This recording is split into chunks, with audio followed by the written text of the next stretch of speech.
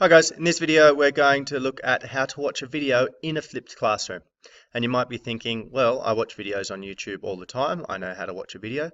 The thing is that you're not going to be assessed on anything to do with funny cats. So there's a particular way that we have to watch the videos in the flipped classroom. It's not just YouTube and chill. We're going to talk about the traditional classroom and how the flipped classroom is a bit different from this. Talk about home learning and getting the most out of our home learning, as well as things that you can do if you still don't get it. So firstly, the traditional classroom, which is probably what you're used to in your other classes. In school, in class, I stand up the front, I talk, I write notes, you listen. Then when you get home, you answer questions out of the textbook. In the traditional classroom, classwork looks like this. So you've got the things that are easy, like remembering and understanding at the bottom, and the more interesting things are up the top. The thing is that you need the things at the bottom to build that foundation to get to the interesting things up the top. So not much class time is spent doing those interesting things because you're doing all the boring stuff at the bottom. In a flipped classroom, at home, you listen to me talk and write the notes through a video on YouTube. And then at school, we can do things like discussion, practicals, doing research tasks, group work, etc. So it opens up that time in the classroom. So in the flipped classroom, what we're actually doing in the classroom looks a bit more like this. So we're getting up into that interesting stuff and spending more time in that applying, analyzing sort of area. Now, the home learning, watching the videos, covers most of that remembering and understanding. And just because it's easy doesn't mean it's not important. So you've got to get the most out of your home learning, otherwise you'll get to the assessment and not be able to remember anything, or sometimes even get to the next day and not be able to remember anything. So to get the most out of home learning, firstly, multitasking. Some people think that they're really good multitaskers and that they can do lots of things at once.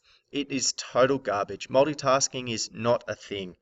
There's a lot of studies out. They basically say that the working memory, so the memory that you're using to actually concentrate on something, can't be split focused. What you're actually doing when you're multitasking is called continual partial attention. So this is task switching between one thing and another.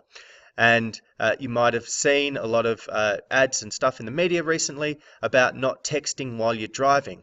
This is because you can't text and drive at the same time. You can pay attention to your phone or you can pay attention to the road, but not at the same time. It's switching between the two things. Now, I'm not going to bang on about how if you're watching Neighbours on television, you can't also watch a video where I'm actually trying to teach you something and get the most out of both things. You can pay attention to one or the other. So the thing here is that the monofocus is key. The thing you might not realize is that continual partial attention, or this task switching, also occurs between listening, reading, and writing. So you can't listen to me talk, read the words on the screen, and write notes at the same time. Your brain just doesn't have the capacity to do it. And in fact, nobody's does. So don't feel bad. So what I want you to do to get the most out of your home learning is first, pause the video and read all the words on the screen. So this way you're doing your reading first. Then press play and listen to the explanation. When I give the explanations, I don't read the words on the screen. I talk about what's on the screen, but what I try and do is put it into a different set of words. This means that basically you're getting two different streams of information, one from the words and one from listening to me talk, and hopefully one of these will click inside your head.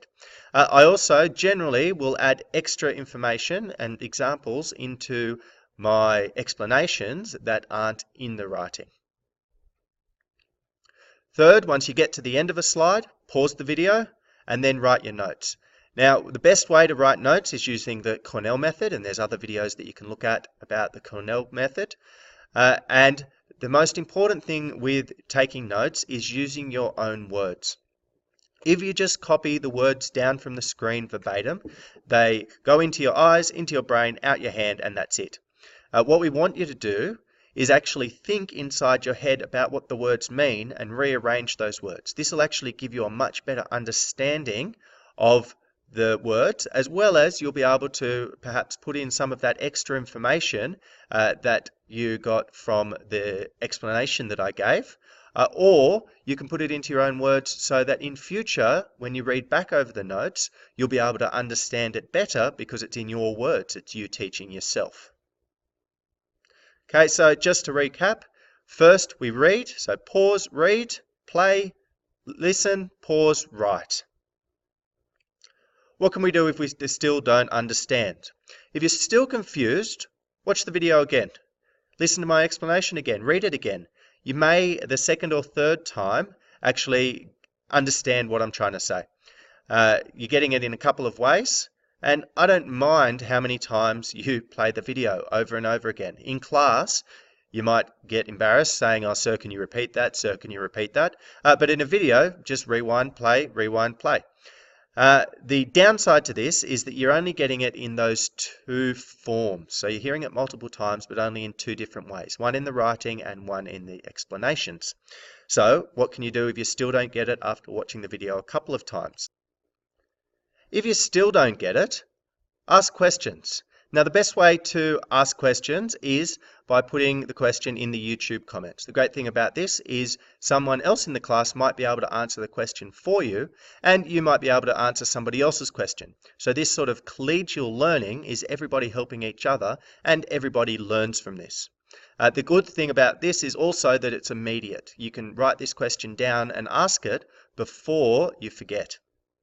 If you want to wait till class to ask the question, make sure that you write the question down so that once you get to class, you can actually remember the question.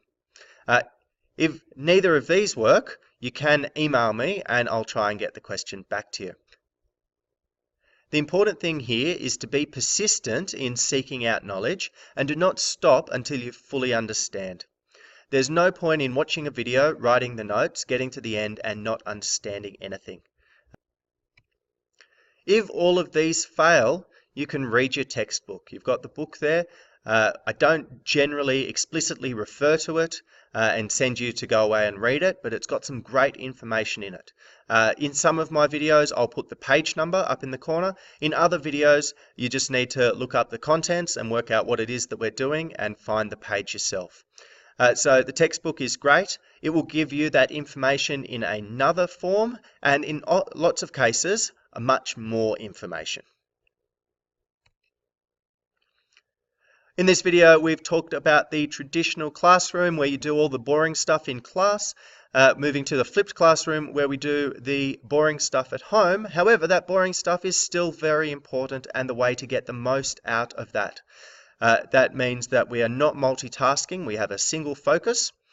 And when watching one of the videos for home learning, we first pause, read all the words on the screen, play, listen to the explanation, pause, write all the information down, importantly, in our own words.